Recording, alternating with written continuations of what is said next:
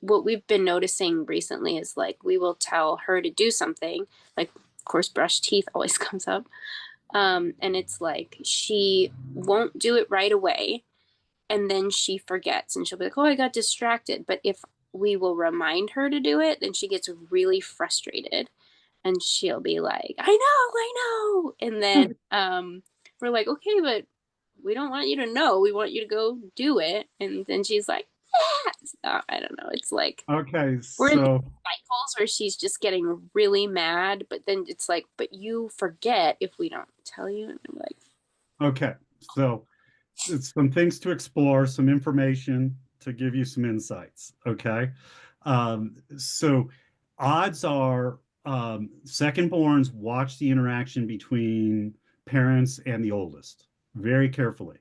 mm, Okay, and if that relationship has been rocky and hard and painful, they often adopt an internal core belief and fear that I need to be perfect so I don't end up in that same place.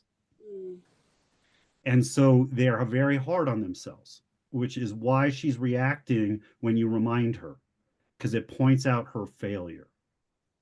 And she doesn't want to fail and she doesn't want to get crossways with you.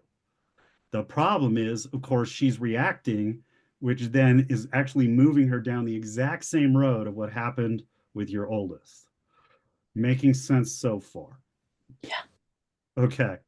And so I see the pain in the eyes. So it's okay. Come cry with us. That's our motto. So, so the reality is um, helping her realize that failing is okay.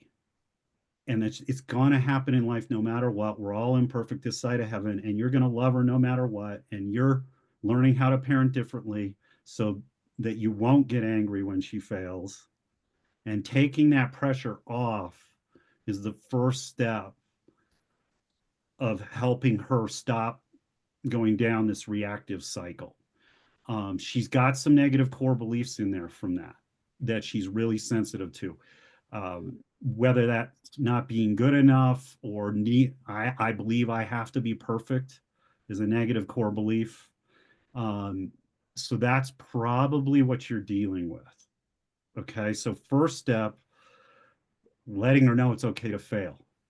It's just, can we learn from our failures? And when we get mad at ourselves and we get hard on ourselves, and it makes it harder to learn.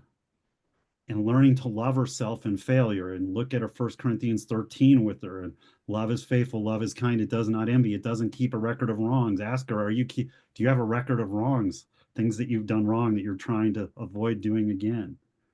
Okay. um, she's got to learn to love herself even when she fails. When she does that, she won't react. She won't be defensive.